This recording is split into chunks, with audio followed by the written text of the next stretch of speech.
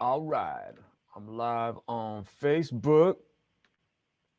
All right. And I'm live on the YouTubes. What's up, y'all? Man. All right. Well, I hope that y'all enjoyed the debate. Actually, this one was, I think, was more of a debate than the presidential so-called debates. This one was a little bit more, I think, maybe informative, if you will. And but let me just go ahead and get into what I'm getting on here for. Uh, I mean, if you want to call a bunch of lies on a part of Kamala Harris informative, we'll say it was enlightening concerning some things. But check this out, man. I want to talk about the last question, one of the closing questions, man, when it's talking about our leaders fighting, right? Why can't we be friends? Okay. If I may, I'd like to offer an answer to that question, man. When a person asks, when we see our leaders fighting, what are we supposed to think of that? How are we supposed to get along? How are we supposed to, act right when our leaders can't even get along and stuff like that? I can dig that question. What's up, y'all? I see y'all coming in. Thank you for showing up.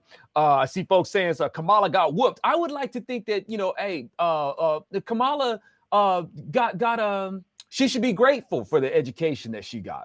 If she's a halfway gracious person, and I know that's given a lot of benefit of the doubt, not trying to be a contentious here, but, she should be grateful that she got that education that she got from Pence. But at any rate, y'all, here's the deal about our leaders not getting along. The American people, we fight. Oftentimes we don't get along. I think, we probably get along more, than we don't. But I think there's a lot of factors that do get in the way of us getting along. And the thing is, it's not just leaders that are in office, y'all. They're representatives, right? They represent us. They represent us who fight, right? We fight amongst each other.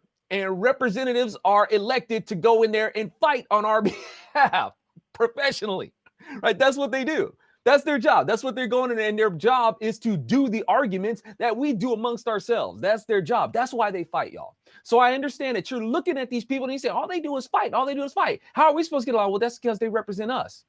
Us who are always fighting amongst each other. That's what their job is, to go in and fight. Now, y'all have probably seen that meme that goes out there, man. What does it say? We may have our political differences, but at the end of the day, I'm not going to stop being your friend, and you're not going to stop being my friend, because that's what adults do. I could appreciate that, man.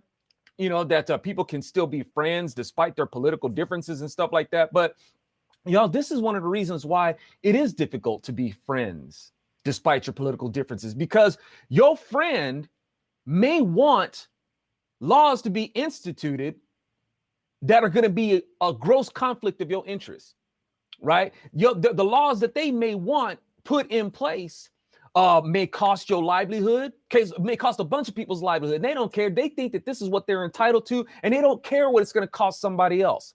And more importantly, they don't care what it's going to cost concerning in the ultimate execution of God, right?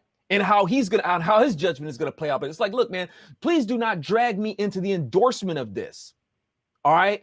I serve my God first, right? His law comes first. And what you want to do is that you want to go and you want to vote in laws that are at odds with his natural and moral law and his eternal law. It's like, you want to do that? Really? Yeah, we might have some issues there. And the things that you may want to are going to cost people.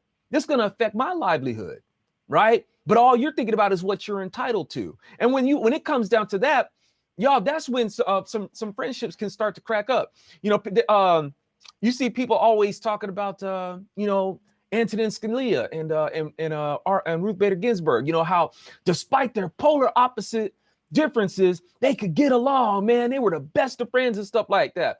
I can dig that, y'all, because they could afford to be friends. All right. It's like, look, they're the ones who had the opinion on the laws that we're supposed to, say like, oh, okay, well, I guess that's the way that it is. This their opinion, and I guess that's the way it's gonna go, right? So when you have people who can afford to live by their opinions, yeah, I guess a friendship might not be strained.